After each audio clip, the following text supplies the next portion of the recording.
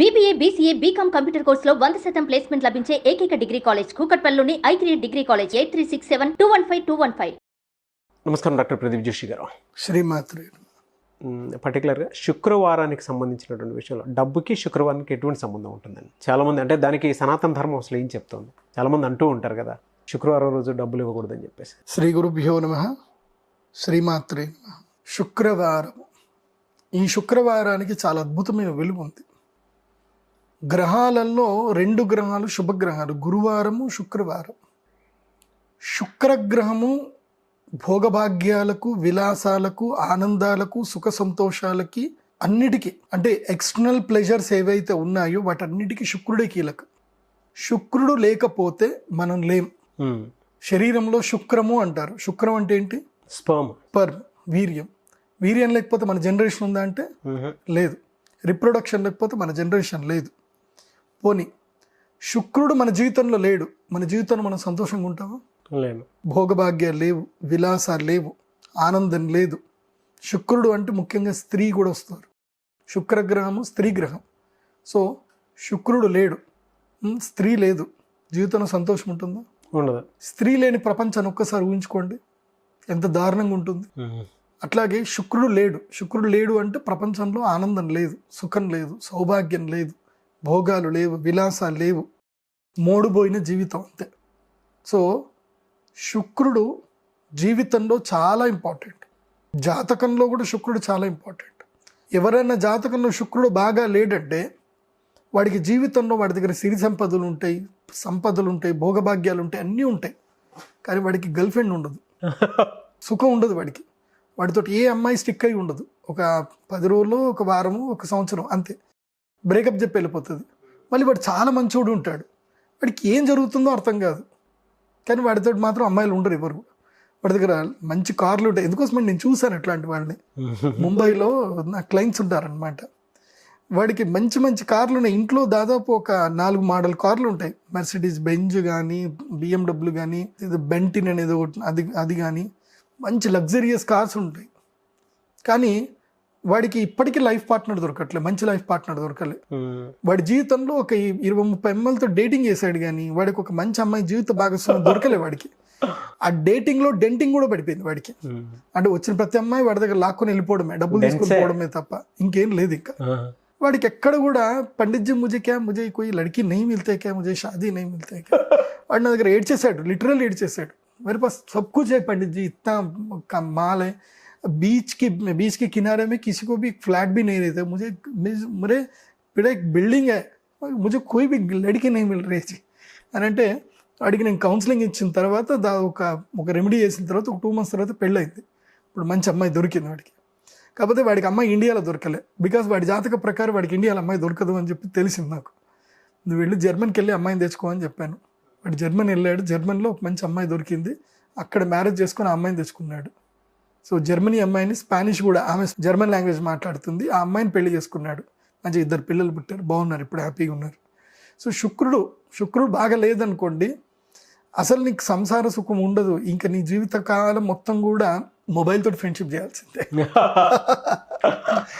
కాబట్టి శుక్రుడు చాలా కీలకమైనటువంటి వాడి జీవితంలో. ఏది గ్రహం బాగా లేకున్నా శుక్రుడు బాగా ఉండాలి. కొంతమంది జాతకాలు నేను చూస్తాను, వాడి జాతకంలో శుక్రుడు అద్భుతంగా ఉన్నాడు. శుక్రుడు ఉన్నాడు కాబట్టి అసలు వాడిని చూస్తే మనకి ఈర్ష్య కలుగుతుంది తెలుసా. వాడికి అమ్మాయిలు స్పాన్సర్ చేస్తారు, డబ్బులు ఇస్తారు వాడికే. అరే నీకేం కావాలరా అని చెప్పి బంగారం కొనిస్తారు. వాడిని ఆడపిల్లలాగా, గర్ల్ ఫ్రెండ్ లాగా చూసుకుంటారు. వాడికి ఎక్కడ లేని డబ్బులు వస్తున్నాయి వాడికి.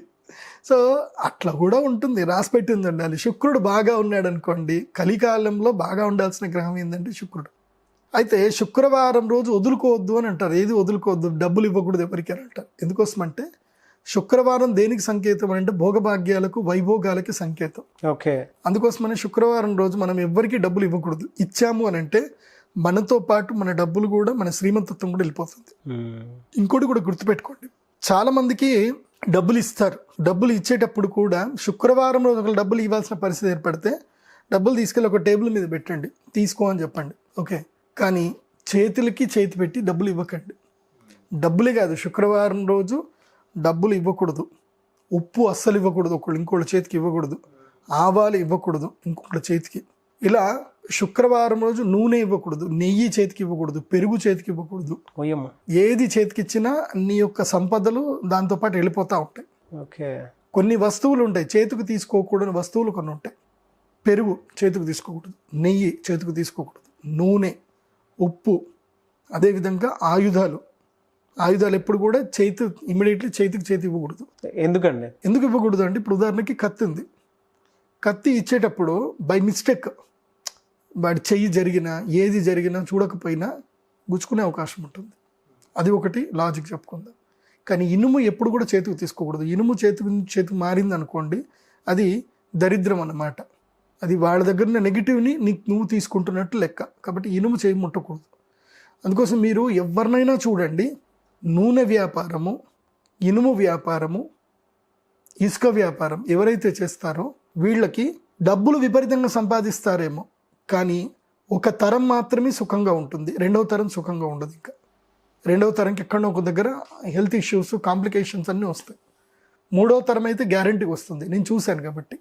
అందుకోసం ఇనుము వ్యాపారం చేసే వాళ్ళకి మేము పెద్ద పెద్ద రెమెడీస్ చేపిస్తాం. వాళ్ళకి, బాబు నువ్వు ఎంత సంపాదించవచ్చు ఇనుము మీద, నూనె మీద కూడా నువ్వు ఎంతనా సంపాదించవచ్చు, కానీ నువ్వు రెమెడీ సరిగ్గా చేసుకోలేదనుకో ఎత్తి ఒక్కసారి కొడుతుంది అన్నమాట. అందుకోసమే ఇనుము తర్వాత నూనె ఇవి రెండు చేతికి ఇవ్వకూడదు. ఈ వ్యాపారం చేసినా తప్పకుండా ప్రతి సంవత్సరము ఒక పరిహారాలు తప్పకుండా చేయించుకోవాలి. నెక్స్ట్ ఉప్పు ఇవ్వకూడదు అని అంటారు. ఉప్పు కూడా ఏంటంటే ఈ ప్రపంచంలో అన్కంపారబుల్ వస్తువు ఏదైతే ఉందో అది ఉప్పు. అన్కంపారబుల్. ఉప్పు నువ్వు దేంతో పోల్చుతావు చెప్పు?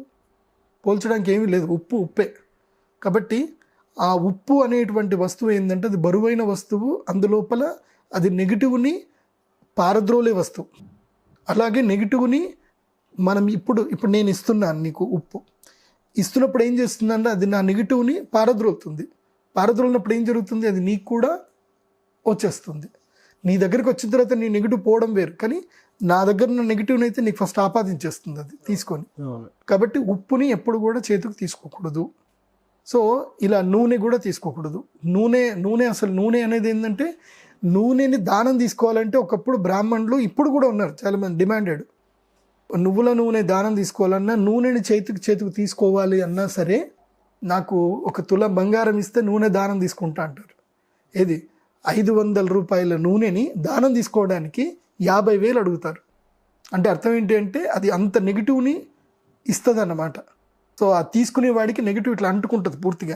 నూనె జిడ్డు ఎట్లాగైతే అంటుకుంటుందో అట్లా ఆ నెగిటివ్ అంత భయంకరంగా అంటుకుంటుంది. వాళ్ళు తులం బంగారం ఇచ్చినా తక్కువనే వాళ్ళకి నూనె. అట్లాగే పెరుగు చేతికి ఇవ్వకూడదు అంటారు. ఎందుకోసం అంటే పెరుగు ఎప్పుడు అరచేతిలో వేసుకోకూడదు, చేతికి ఇవ్వకూడదు. ఎందుకోసమనంటే మరణం అయిన తర్వాత, ఎప్పుడైతే గనక చనిపోయిన తర్వాత ఎవరైతే ఇంటికి వస్తారో అప్పుడు మాత్రమే పెరుగు అరచేతిలో వేస్తారు. పెరుగు అరచేతిలో వేసి నాకమంటారు. అది ఒక సంకేతం అన్నమాట. సో కాబట్టి ఇవన్నీ చాలా చిన్నవి ఉంటాయి మన సనాతన ధర్మంలో. కొన్ని మనం ఫాలో అవ్వాల్సినవి ఉంటాయి. ప్రతి దానికి ఎక్కువ లాజిక్ వెతుక్కుంటూ వెళ్ళకూడదు. పెద్దోళ్ళు చెప్పారు ఏదో ఉండే ఉంటుంది అనాలి, ప్రశాంతంగా పాటిస్తూ పోవాలి అంతే. అందుకే శుక్రవారం రోజు సిరిని విడవద్దు. శుక్రవారం రోజు ఎట్టి పరిస్థితుల్లో డబ్బులు మీరు వదులుకోకండి, ఎవరికి డబ్బులు ఇవ్వకండి, ఎవరికి అప్పులు ఇవ్వకండి.